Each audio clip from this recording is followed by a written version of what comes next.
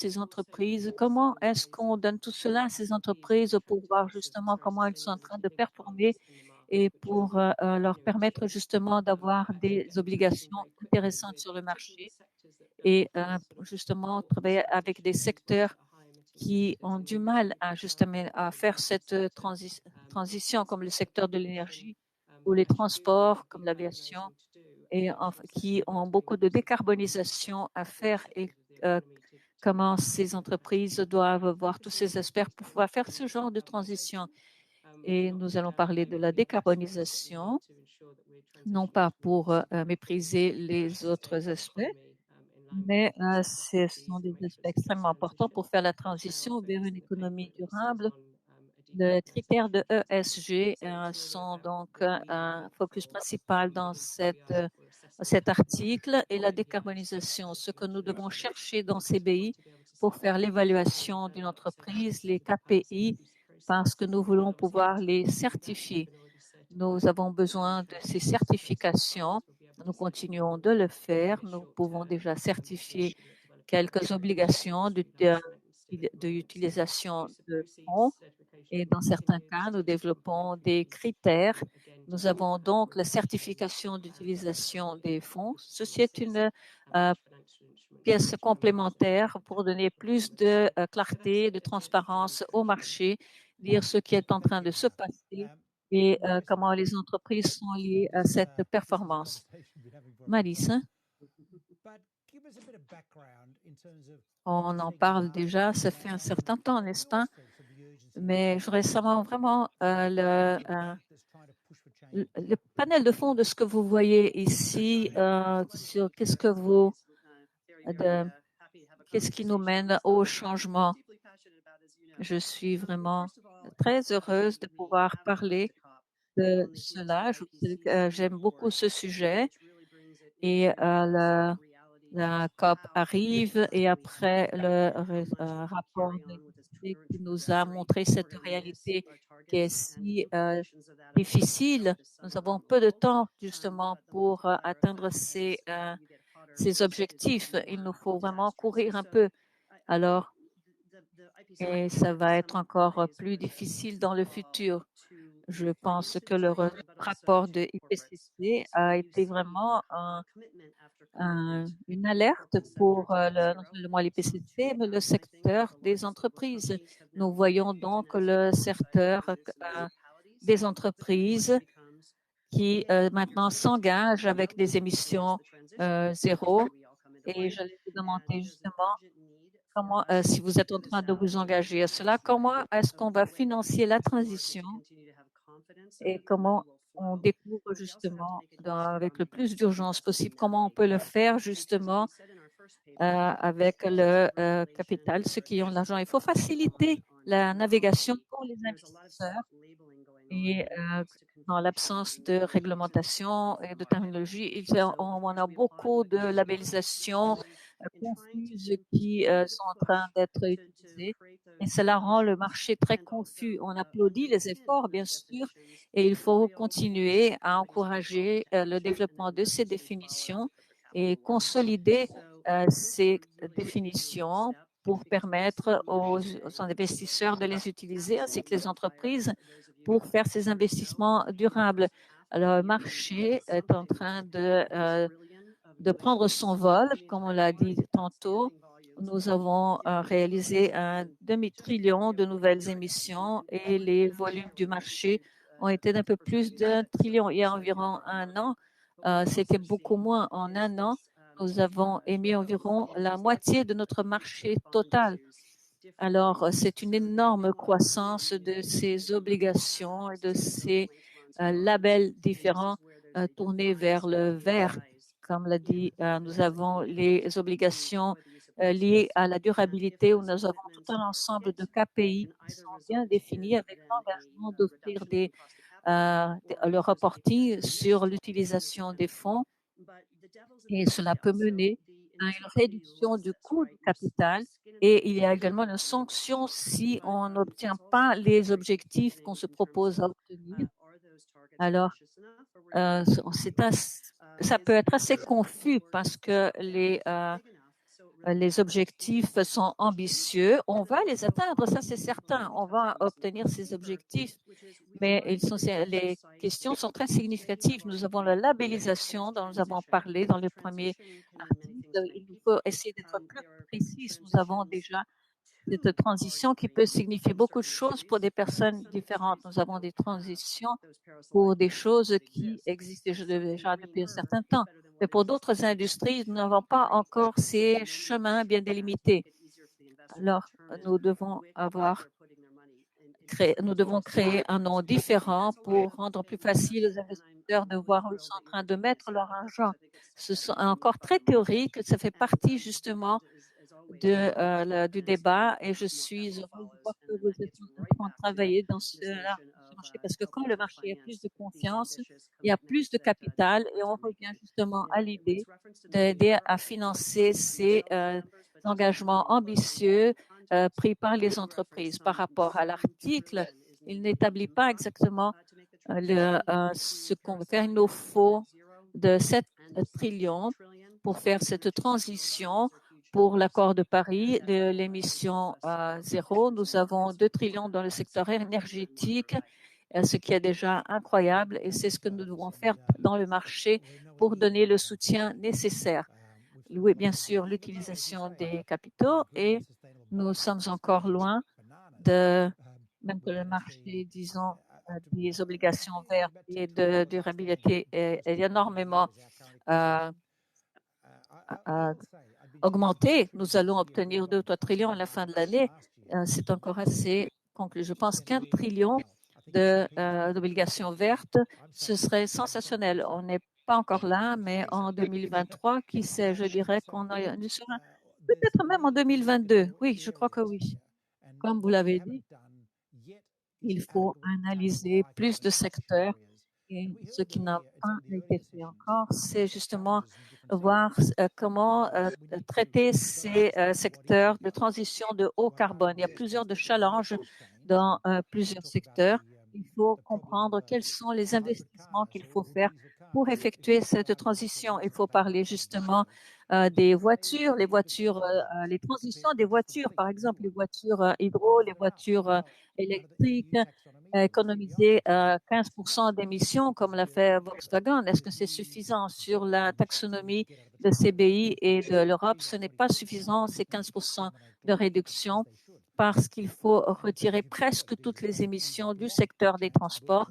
Et il nous faut penser à ces voitures électriques et on construit une usine à diesel. Aujourd'hui, on finit par empêcher la création d'une usine d'hydrogène ou électrique.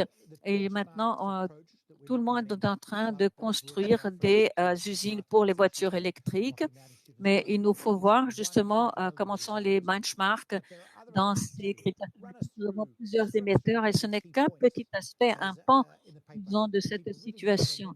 Passons de nouveau à ces questions clés dans cet article que les personnes doivent se souvenir. La question de la déstructuration et l'évaluation stratégique des entreprises pour le futur. L'article a identifié 5 jalons de la transition et comme la dernière année, il y a une transition qui s'est alignée assez bien avec l'objectif de 1,5 degré de Paris vers 2030 en parvenant à émissions zéro en 2050. Ce sont ces jalons que nous voulons voir dans les entreprises et les KPI qu'il nous faut voir également. Le premier est aligné avec les objectifs de Paris. Donc, ça montre un parcours spécifique non sectoriel lié aux objectifs de Paris et les options énergétiques. Ce n'est pas seulement, disons, prendre en compte ces choses, mais c'est un vrai chemin, ce qui est important pour ceux qui sont dans le secteur. Et c'est important d'avoir la transparence et la capacité de comparaison. Il faut que les entreprises disent quels sont leurs KPI et à quel point les entreprises sont distantes ou proches de l'objectif sectoriel. Et il nous faut créer justement des références, des benchmarks pour voir le futur et faire cette comparaison. Et cela va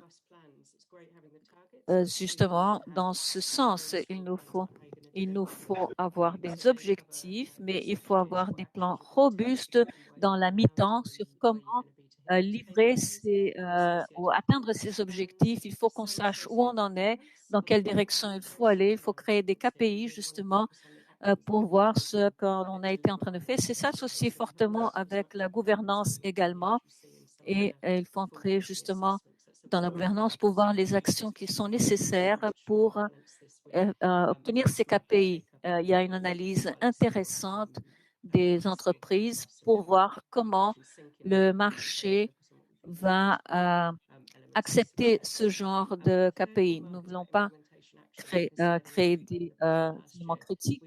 Ces éléments, nous voulons des actions, pas seulement des promesses. Nous voulons voir ce qui se passe et quelles sont les allocations de CAPEX, à quel point l'entreprise est, dans quels segments ont été changés, comment vous allez développer les relations. Et nous voulons voir les actions qui doivent être prises et qui sont prises effectivement par les entreprises. Et nous avons des points également sur voir justement le suivi interne pour s'assurer que les KPI sont toujours mis à jour. Et nous avons également des finances transversales dans l'entreprise pour assurer que l'on puisse obtenir la transparence et qu'on ait justement cet aspect positif pour le marché.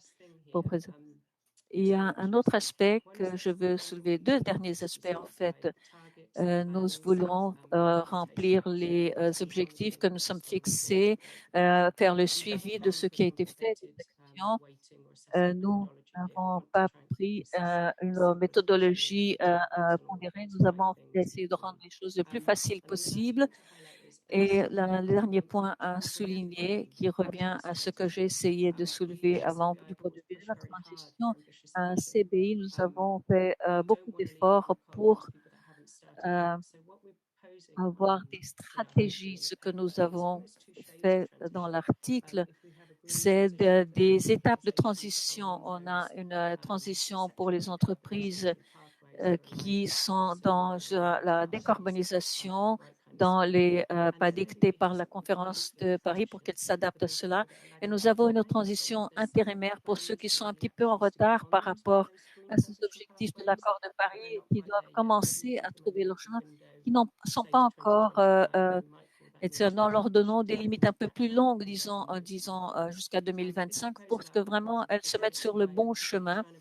Et c'est une façon d'essayer de mettre tout le monde sur le même plan et voir que les gens ont des différentes vitesses et qu'il faut capturer cela. Les principaux points que nous avons travaillés sont ceux-ci. Marisa, qu'est-ce que vous pensez de ça? Je suis tout à fait d'accord. C'est ce que nous demandons, un peu plus de perception. Et si vous êtes un investisseur, et d'essayer de regarder en profondeur toutes les questions et de voir justement quelles sont les tonalités de vert et vous essayez de voir s'il y a des labels et les KPI, les choses qui sont produites comme émetteurs, s'ils sont bien alignés. Ce n'est pas facile de faire cela. Et on a de tout maintenant en ce moment. Alors, il y a cette idée de poursuivre quelque chose et ce serait très intéressant de faire cela. Je voudrais cette idée de faire la transition. C'est la transition verte et je fais net zéro. Et ensuite, s'il y a l'intérimaire, je ne sais pas justement si vous êtes dans net zéro ou si vous êtes en train de vous améliorer, mais il y a un appétit limité pour financer cela. Mais il faut que les gens commencent à bouger. Alors, dire que je ne peux pas prendre de ça parce que on est en train de combler justement les lacunes et on laisse l'investisseur définir et on laisse l'investisseur définir ce qu'il veut financer. Il nous faut augmenter cela. Cette précision va nous aider. Et les gens disent, moi, je ne sais pas, je ne suis pas encore prêt et je ne, ça rend les choses plus faciles parce que là, on a la valeur des marchés et c'est lié directement aux limites, aux frontières qui vont se dire qui deviennent de plus en plus fluides. On a besoin de ces frontières, de ces limites, parce qu'on est en train de travailler toute une question de banque de dissociation et nous avons beaucoup de risques pour financer ces économies et ces sociétés. Alors, il nous faut être sûr que ces interventions vont contribuer à réduire les risques, ce qui signifie prendre des risques. Alors, comprendre cela est fondamental. Et également, il faut se rappeler que si vous êtes dans les autres séances, il ne s'agit pas justement de construire. Et il faut en parler davantage. Ce n'est pas seulement les éoliennes, les solaires, etc., mais il faut vraiment prendre les industries qui sont connues comme sales. Et il y a beaucoup de bénéfices. Il y a le transport de charges d'intégration du monde qui va être essentiel. Entre dans cette situation fragmentée de guerre entre les États. Et cette interaction est importante pour la paix. Ce n'est pas un futur qui soit enthousiasmant. Et cela s'applique également au financement d'organisations des Nations Unies et d'autres institutions collaboratives. Et les participants de Bretton Woods, après la guerre, ont décidé qu'il n'y aurait pas d'imposition sur les pays. Et c'était important pour la paix et qu'ils devaient encourager ce genre de pensée de collaboration. Et si on s'occupe de cela dans ce siècle d'activité, qu'est-ce qu'on peut faire? Nous sommes assurés que le transport maritime utilise des carburants propres et nous allons passer au gaz ou au hydrogène. Si vous avez entendu la conférence sur l'hydrogène aujourd'hui, vous allez voir que les choses qui se produisent sont fantastiques. Les prix chutent. Déjà, nous avons déjà des contrats d'hydrogène vert pour le livrer 1,5 € par kilo, qui en ce moment, nous sommes à 10,5. Ça va se produire en Espagne. C'est un changement fantastique pour l'aviation. Nous avons déjà des critères pour le transport terrestre qui sont meilleurs issus dans ce domaine. Nous avons également de nouveaux principes pour la construction verte, comme nous avons vu dans la conférence précédente, la session précédente, et également avec le Conseil mondial de construction verte, de sorte à voir comment nous pouvons assurer la certification aux entités qui s'engagent à la transition qui est nécessaire selon les standards actuels. Ainsi, c'est beaucoup plus que simplement des obligations avec l'utilisation des recettes. Nous pouvons aider la reconnaissance des sociétés qui font ce qu'elles doivent faire et aussi les produits chimiques, infrastructures, pétrole et gaz qui existent déjà, car l'Agence internationale de l'énergie, lorsqu'il y a quelques mois, a parlé de l'émission zéro, a presque tué l'idée quand ils ont dit qu'il n'y a pas d'espace pour les carburants fossiles pour atteindre. Et nous avons ces actifs, nous devons les aider à faire la transition avant de les atteindre. Donc, il s'agit d'un domaine énorme et il est nécessaire de soutenir la transition et de voir ces actifs que nous avons déjà, car sinon, ce serait très compliqué de construire des bâtiments, par exemple. Et ça, c'est le futur. Oui, Alain, vous pouvez parler. Oui, ce matin, cette matinée, nous avons eu une session intéressante aux initiatives, des cibles, aux objectifs de MRI, et le message qui a été passé consistait à ce que nous et les autres secteurs avons entamé beaucoup de travail, quelles sont les autres voies vers ces industries de grande vision. Nous avons beaucoup travaillé, nous avons partagé des informations et nous devons encore mettre à jour notre rythme, mais nous avons de l'espoir en tant que groupe que nous allons pouvoir contribuer avec des orientations aux différents secteurs pour qu'ils puissent s'aligner, des orientations qui existent déjà à un certain point, et nous travaillons beaucoup afin de partager nos savoirs pour les trajectoires de transition et montrer comment les entreprises peuvent s'aligner et faire partie du mouvement. Il y a un grand mouvement, il y a beaucoup de soutien,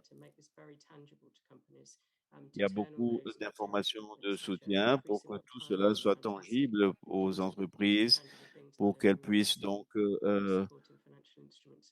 s'engager en matière des engagements.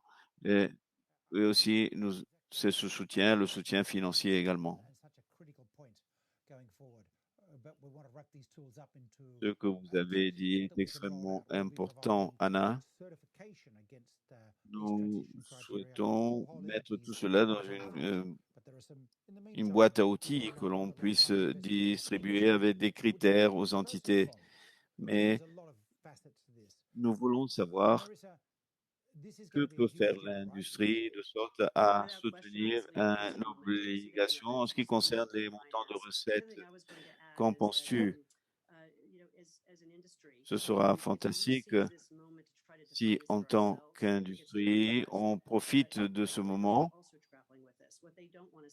afin de financer ce domaine. Je pense que c'est notre intérêt. Je pense que les investisseurs sont d'accord, mais ils ne veulent pas voir des choses vides, ils veulent voir des actions, ils veulent voir des plans.